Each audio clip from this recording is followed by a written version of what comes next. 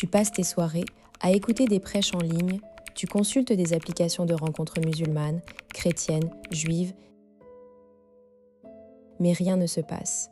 Tu pries, tu te confies à Dieu, tu ressens un amour inconditionnel, mais le vide persiste. Tu te demandes pourquoi cet amour divin ne comble pas ton besoin d'un amour humain. Tu n'es pas seul, des milliers de croyants et vivent cette contradiction. Un attachement religieux intense qui semble parfois remplacer une relation amoureuse absente. Mais est-ce vraiment une substitution ou une stratégie d'adaptation ? La recherche du psychologue Kenneth Pargaman montre que la religion peut être une ressource ou un refuge. Quand elle devient un refuge permanent, elle peut masquer un manque, mais pas le guérir. Dans cette vidéo, tu vas découvrir comment distinguer un attachement religieux sain d'un mécanisme d'évitement amoureux. Tu apprendras à repérer les signes que ta spiritualité prend la place d'une relation humaine. Et surtout, tu repartiras avec 3 techniques concrètes pour rétablir l'équilibre entre ta foi et tes besoins affectifs.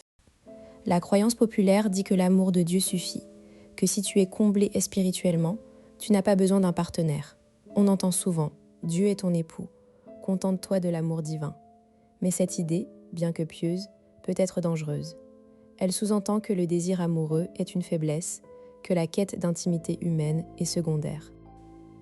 Pourtant, la psychologie nous dit que l'attachement amoureux est un besoin fondamental, ancré dans notre biologie.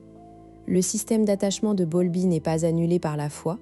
Le réduire au silence en le spiritualisant ne le fait pas disparaître. Il se déplace, se déguise. Pargaman montre que la religion peut être une coping, une stratégie pour gérer le stress. Mais quand elle devient la seule stratégie, elle peut nous couper de solutions humaines essentielles, comme la recherche d'un partenaire. Le mécanisme caché s'appelle la désexualisation de l'attachement. Tu transposes ton besoin d'attachement amoureux sur une figure divine, inaccessible et parfaite. C'est un processus inconscient. Tu idéalises Dieu comme un partenaire parfait, toujours disponible, jamais en désaccord, ne te déçoit jamais. Cette idéalisation n'est pas néfaste en soi, mais elle devient un piège quand elle remplace toute tentative de relation humaine. Tu n'oses plus approcher quelqu'un, car personne ne peut égaler cette perfection. Mais ce mécanisme est une illusion de sécurité. Ton cerveau ne fait pas la distinction entre l'attachement à Dieu et l'attachement à un humain. Les mêmes circuits s'activent, comme l'a montré Helen Fisher. Cependant, une relation avec Dieu ne peut pas répondre à tous les besoins humains. Le toucher, le regard, l'échange verbal réel, la réciprocité émotionnelle. Si tu t'investis uniquement dans l'attachement religieux, tu laisses tes besoins affectifs terrestres en friche. Prenons un cas concret. Sarah, 34 ans, infirmière à Toulouse, célibataire depuis 6 ans. Très croyante, elle prie tous les soirs, participe à un groupe de prière chaque semaine et écoute des podcasts religieux en boucle. Elle dit « Dieu me suffit, je n'ai pas besoin d'un homme ». Pourtant, elle ressent une tristesse sourde, une fatigue émotionnelle. Elle pense que c'est une épreuve spirituelle. Un jour, elle rencontre Karim à la mosquée. Il lui propose un café. Sarah refuse, prétextant qu'elle n'a pas de temps, que Dieu doit guider sa vie. Mais en réalité, elle a peur. Sarah a développé un attachement anxieux à Dieu. Elle le consulte pour chaque décision, chaque pensée. Elle vérifie constamment sa volonté, comme une personne anxieuse vérifierait les messages de son partenaire. Dieu devient son ancre, mais aussi sa cage. Quand Karim insiste, elle accepte finalement un thé. Elle passe un bon moment, mais le lendemain, elle se sent coupable. Elle confesse à son imam qu'elle a perdu du temps. L'imam, formé en psychologie, lui demande « Pourquoi être avec Dieu te rendrait moins humain ?» Cette question la bouleverse. Sarah réalise qu'elle utilise la religion pour éviter l'intimité. Elle fait un travail en thérapie pour comprendre son histoire. Ses parents divorcés, un père absent, une mère qui l'a élevée dans la peur des hommes.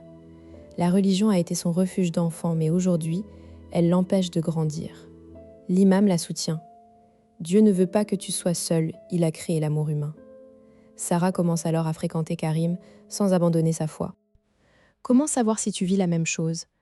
Pose-toi ces questions. Es-tu plus investi dans ta relation avec Dieu que dans tes relations humaines ?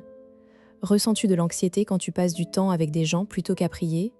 As-tu déjà repoussé des opportunités amoureuses en te disant que Dieu n'était pas d'accord ? Si oui, ton attachement religieux est peut-être un substitut. Un signe clair, tu idéalises Dieu comme le partenaire parfait et tu compares toutes, humains, à ce standard. Bien sûr, personne ne tient la comparaison. Du coup, tu restes seul, mais tu justifies cela par la spiritualité. Le piège, c'est que tu ne souffres pas en apparence. Tu es en paix avec Dieu. Mais cette paix est fragile car elle repose sur l'évitement. Les conséquences sont lourdes. À long terme, tu perds la capacité d'établir une intimité réelle. Tu n'apprends pas à gérer les conflits, les compromis, la vulnérabilité. Tu restes dans une relation safe avec Dieu, mais tu te prives de l'expérience humaine la plus enrichissante. Et si un jour tu te mets en couple, tu risques de reporter sur ton partenaire des attentes irréalistes, car tu as projeté sur Dieu des qualités qu'aucun humain ne peut avoir. Première technique, le détachement mental. Quand tu sens que tu commences à idéaliser Dieu ou à lui demander ce que tu devrais chercher chez un humain, arrête-toi. Dis-toi, Dieu est mon soutien, pas mon partenaire. Ensuite, fais une liste de ce que tu attends d'un compagnon humain. Écoute, présence physique, toucher, projet commun. Puis, pour chaque item, demande-toi si Dieu peut vraiment y répondre. Cette clarification te rendra honnête avec toi-même. Deuxième technique, l'exposition progressive.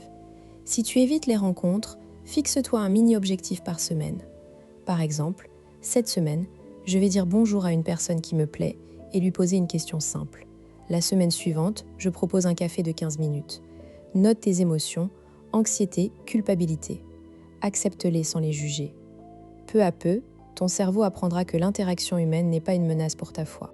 Troisième technique, la réattribution spirituelle. Au lieu de voir la quête amoureuse comme une distraction, reformule-la comme un acte de foi. Dis-toi, Dieu veut que j'aime et que je sois aimé. Chercher un partenaire, c'est honorer sa création. Quand tu rencontres quelqu'un, ne prie pas pour savoir si c'est le « ah bon », ne. Prie pour être ouverte, pour apprendre. Fais de la rencontre une expérience spirituelle en elle-même. Tu pourrais penser, mais si Dieu a un plan, je dois attendre. Je ne veux pas faire d'erreur. Ce n'est pas une objection, c'est une peur déguisée. Le plan de Dieu n'est pas un scénario que tu dois deviner. C'est une orientation. Tu as le libre arbitre. Les erreurs existent, mais elles sont des apprentissages. Tu ne tombes pas amoureuse par hasard. Chaque rencontre t'apprend quelque chose. Autre objection, je suis trop attachée à Dieu. Je ne ressens pas le besoin d'un humain. Si tu ne ressens pas de manque, ok. Mais si tu lis cette vidéo, c'est que quelque chose cloche. Le fait même de chercher une réponse montre que ton besoin est là, enfoui. L'attachement exclusif à Dieu peut être un déni. Un attachement sain à Dieu te libère pour aimer les autres, pas l'inverse. Le piège de l'attachement religieux comme substitut amoureux, c'est qu'il te donne l'impression d'être comblé, mais il te coupe de la vie. La vraie spiritualité ne t'éloigne pas de l'humain, elle t'y plonge plus profondément. Tu es fait pour la relation, avec Dieu et avec les autres. Les deux ne sont pas en compétition. Si cette vidéo t'a éclairé, abonne-toi et active la cloche. Tu recevras chaque semaine un nouvel éclairage psychologique pour décoder tes relations. Et toi, as-tu déjà senti que ta spiritualité prenait la place d'un amour humain ? Raconte en commentaire. À très vite.